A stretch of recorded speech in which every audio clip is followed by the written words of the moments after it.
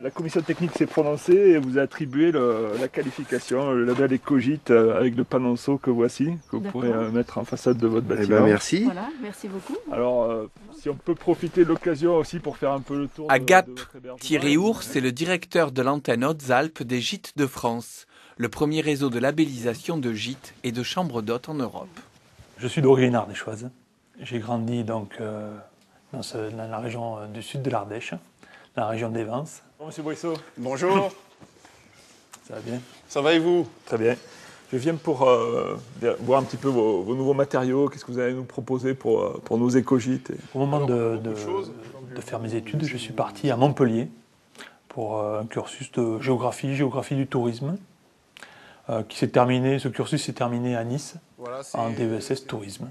papier journal qui est recyclé. Le premier emploi qui s'est présenté à moi était un emploi dans le département de la Manche. Et à l'intérieur, Je m'occupais de la gestion de l'animation de formation continue dans le milieu touristique. Il y a un gros changement au niveau des mentalités, bien entendu, mais aussi bien entendu, du climat, 190 jours de pluie par an.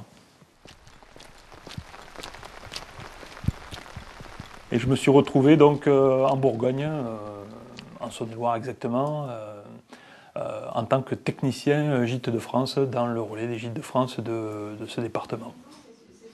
J'ai quitté cette région parce que tout simplement mon contrat s'est terminé et j'ai rejoint ma compagne qui habitait à l'époque donc à Gap.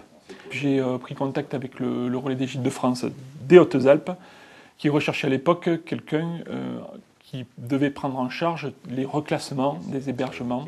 On a conservé bien sûr l'aspect des pierres apparentes avec de la chaux, du sable naturel, un peu de ciment blanc. On sortait d'un tourisme très lié au secteur agricole et au milieu rural et on s'est dirigé vers un tourisme qui s'axait plus sur la notion d'accueil par et chez l'habitant.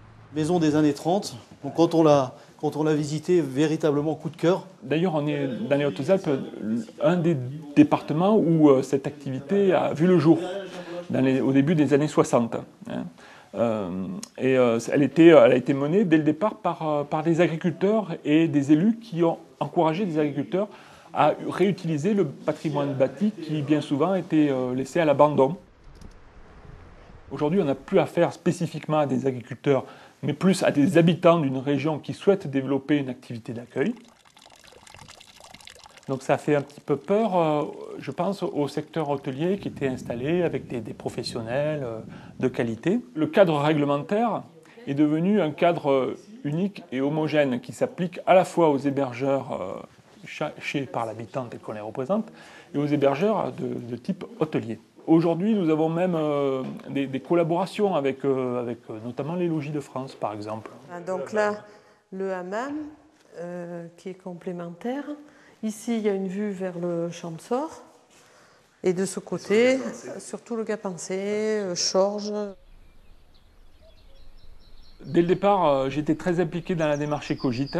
Ecogite, c'était l'idée de développer des hébergements qui étaient particulièrement performants sur le plan de leur qualité environnementale. On est à 97% d'autonomie. Beaucoup des porteurs de projets que je rencontre me disent qu'ils sont intéressés par cette démarche. Donc c'est un peu décalé par rapport au retour que je peux avoir des collègues des autres départements. Et il y a eu une montée en puissance dans ce département, à la fois les artisans, les fournisseurs de matériaux, les architectes sont aujourd'hui relativement nombreux à suivre les projets. Qui donne plein sud, sur le balcon. Oui, une belle exposition, une belle vue. Voilà, donc le balcon, vue sur la vallée de la Durance. Bon, une belle exposition. Ouais. L'avantage de ce métier, c'est qu'il évolue avec le temps. À travers la journée qu'on a passée ensemble, on a rencontré 4 personnes très différentes, 4 personnes qui nous apportent beaucoup en termes de pratiques, de connaissances, d'échanges, de relations humaines. Et ça, c'est très très fort et c'est l'essence même et l'intérêt que l'on peut trouver à ce travail. Si le parcours de Thierry vous intéresse, rendez-vous sur le blog de Parcours de Vie pour les détails et les coordonnées.